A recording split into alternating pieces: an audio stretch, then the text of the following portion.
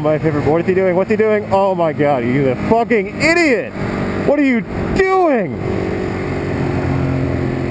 Alright, well, looks like we got some traffic. This might be a great time to explain lane splitting. Right here. So you can see we're going to merge into these little cracks right here. And essentially we want to be able to ride on one side of these little diamonds the other. Now keep in mind, I'm trying to stay as upright as possible. You want to be able to have, imagine the center of your control that you have as, you know, you keep your body straight and you move the bike under you at speed at like this, well, we're about 35 going through traffic now. Now we go through, like say right there, they were starting to clip into each other. And right now, I'm not in a place where I want to be, so I'm going to skip on over like this, do a little swerve, get on through here, and do it one more time to pass in between here. Now, you're noticing what I'm doing right now is I'm watching out for people who have their blinkers on, watching out for people who are in different sort of lane positions, and watching out for any sort of like position. So I can see into people's mirrors and judge distances like that. And they look like they're close. They will look like they're close, but you need to be able to practice and have the sort of close quarter control that you need. Now, I'm in the center of two lanes, and this is a little bit more dangerous than, say, moving on over to the far left two lanes, because most people assume that you're going to be coming through on those two sides of the lanes. Now, I can do that by going over now, plenty of space. And you'll notice in this side of the lane, usually cars on the left here move over to the left, except for this car right here, that little SUV there. And you watch as when I move out of the way, my body stays upright, and I'm just moving the handlebars to, I'm not going to say swerve, but maneuver the bike, not countersteer the bike. No, wait, no, I take that back. Okay, see car right there? We're watching out for stuff like that happening. The most common time you'll have stuff happening like this is when you have spaces. So if cars are parallel to each other, they're not going to be changing lanes. But if you have cars that are staggered and they want to get through traffic, that is a more common way for them to be able to do that. So we have like this taxi, I'll go around him. Let's see. We have this big truck here on the right. Sometimes you want to be able to pay attention to mirrors. We have a person indicating here on the right. All of the stuff that I'm doing is stuff that I essentially learn from observing. So before you start lane splitting, you're going to want to be able to observe the type of vehicles and what happens. So like right here, this guy, I have a closing gap right there. I wanted to be able to make it through, use the throttle when I need to, get off the throttle and use engine braking when I need to. But the whole point here is use flow, use positioning, and assume that unless cars see you because you're going so much faster than them, you're not going to be able to do that. So make sure that you get people's attention if you need to. You need to be able to create space and only go through what you're comfortable with. That's very, very important because you want to be able to gauge the distances of your handlebars. If you have panniers on the back, you need to be able to gauge the distance of those, especially because they can come out and get you and you won't see it. You need to be able to be super careful of trucks, people who are not sharing through the lane very, very well. And of course, as we'll see coming up here, we have another lane splitter in front of us. And this provides another thing because essentially you have traffic in the left and right. And you see he just got out of my way for that, and I was like, I'll thank him for that, and continue on going. Now, I'm a rather fast lane splitter, but I've also been doing this for a long time. I commuted to and from work through stuff like this for quite a while, and you can kind of see how the transition does. So now I'm out of the way, and I can open it up a little bit, and you know, now we're out of the actual traffic. But the thing to know is like there is a ton of visual information that's happening all at the same time. And you have to be aware that your amount of focus that you have is limited. So you want to be first good at getting, you know, slow speed maneuvering capabilities down first. And then you have to be able to make sure that you can do all of these things while being very vigilant of other things that are going on. you're going to be coming, you know, at 2 or 3 times the speed of traffic surrounding you. You know, they're going like 15, and you're probably not going to be going more than 35, 45 if you're being reasonable. So keeping those things in mind, you have to be able to like see an event, know what's going to happen when that car is going to do that thing, and be able to react like 2 or 3 cars ahead of what you're doing. And of course, this is easier when you're on the highway and people are kind of just, I want to say, almost resigned to their position in line. It becomes more complicated when we get into the city, which I'll show you coming up shortly. See, we have like a stop sign right here, and I could lane split up to the front if I was going to be going in that left-hand lane, but I'm heading to the right, so I want to be able to do that. I'm still going to go around this guy, like so, which I can manage, and merge in here, and get out of there. So, you have to be able to judge space, you have to be able to work around the people that are working around you, and you have to be able to be quick on the throttle and quick on the steering and be good at those things. So slow speed maneuvering, like right here, I'm actually going to go over one because there wasn't enough speed on that left lane over there to get to the front. Things like that are things you have to be able to keep in mind. Yeah? Alright, hold on.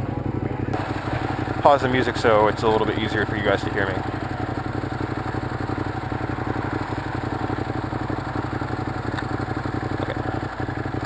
Alright, so back to it. If you're in a city like San Francisco, in a city like LA, or just in another, you know, bigger city in California, you'll be able to practice this just fine. You'll probably see it all over the place. What I recommend is that before you start, you do those first things. You practice in a parking lot the slow speed cornering, so like see how slow you can go. See if you can quickly maneuver around things that come up. I mean, practice with a friend or someone like that. Going directly into lane splitting without doing those things can cause you to either be not confident in your ability to make it through something and then make a mistake. Like, see, we're going to come up on this light, and I have to be able to pick from where I can see which one. So I'm going to pick left lane, left split, and gone on to the front like that. See, right here, I'm not going to be able to fit in this. I can already tell I'm not going to be able to fit in this. Even if I were to get around one side or the other, like, and maneuver, I wouldn't be able to. If I was really gunning it, I might be able to go around to the other side of that car, but I just wasn't able to do it. So we're going to go through here and just kind of skid up. So now we can see like lane positioning of cars really has an effect. And then lane switching like that, we got cars coming all over the place. Switching lanes, switching lane position inside their own lane. You just want to be able to watch that. Sometimes, like not all the time, you're going to be able to do that. See this guy over here on my right? He's going to come up right there, and I don't want to really be in his way. Because if I split into a lane that somebody else is going to be in, there's no guarantee that they're going to know exactly what I'm going to do or that they're paying attention. It's all on me to be able to get into the right position and getting myself into a safe position such that when I do come to a stop or I do come up on new people that are either coming to a stop, going, or fully stopped, that I take care of those things prior. So if you'll see, I'm actually going to be splitting on the right side here because it looks like I've got more space between these two trucks. And you can see actually there was a green light right there.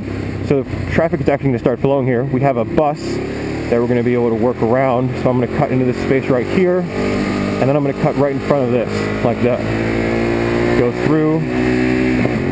And we are through what would be like the more complicated part of that. Alright, so now we're coming up. We have a bus that stopped on the right. We have a car who's in the slight left lane position. And we want to be able to get into that. I wanted to be able to go right on Ellis. It turns out it's a one-way, so I'm not going to do that. We'll make a right on O'Farrell so that I can get down to the place I want to get down to. That'll be fine. Use Geary. Don't use Geary. I want to use O'Farrell. Alright. So now that we're off the main road, obviously not a problem. But those are some of the things to think about, and I kind of felt like it's good to be able to talk through what's happening, what I'm doing. I'm both predicting what's going to happen and also reacting to some of the stuff that is happening around me all at the same time. And, you know, I can do things like I'm going to go around this guy here on the right, be in my same lane, but be out of the bus lane just because I want to get around him. No other reason than that.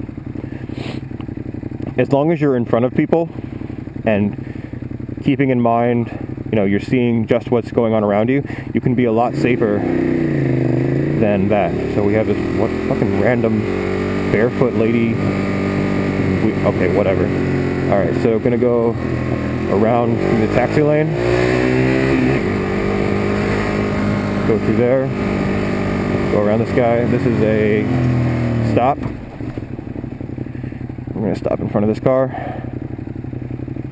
And I can't really see what they're going to be able to do here. We have a truck merging in. So just stuff is happening all the time. Just keep that in mind. All of that stuff is happening all the time. And so you have to be able to be super vigilant and make wise choices, because, you know, at the same time you're doing that, other people are doing that as well. And if you have to, you know, come to a head with somebody else, so like look at the lane position of this Range Rover here. He's quite right, and also I'm not going to be able to get through there. It actually closes off, but I can get back into position here. So I don't know why so many people are so far right. He's probably going to turn right, but you know, like, so this bus is actually trying to merge left now, and I want to get out of his way. Okay, I'm going to go around on this side, on the right side. Okay. I should have seen that coming, and I was a little bit unprepared for it. What that was a guy was turning into the, wait, can I not make I can't make a right on Powell anymore? What happened? Why not? That's where I want to be. That's where I want to go. When did it become a one-way?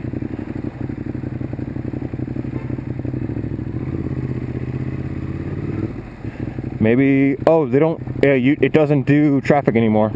Okay. I will see if I can't go in here, actually. I will go in here. I will go in this parking garage.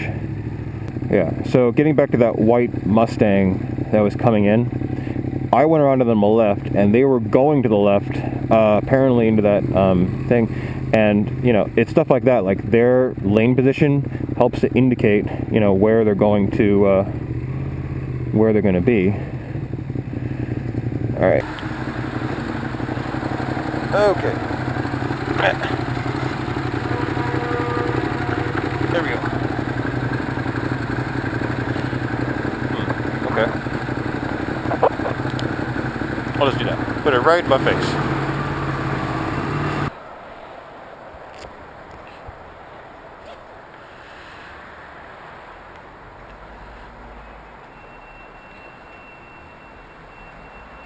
Wait, the fuck?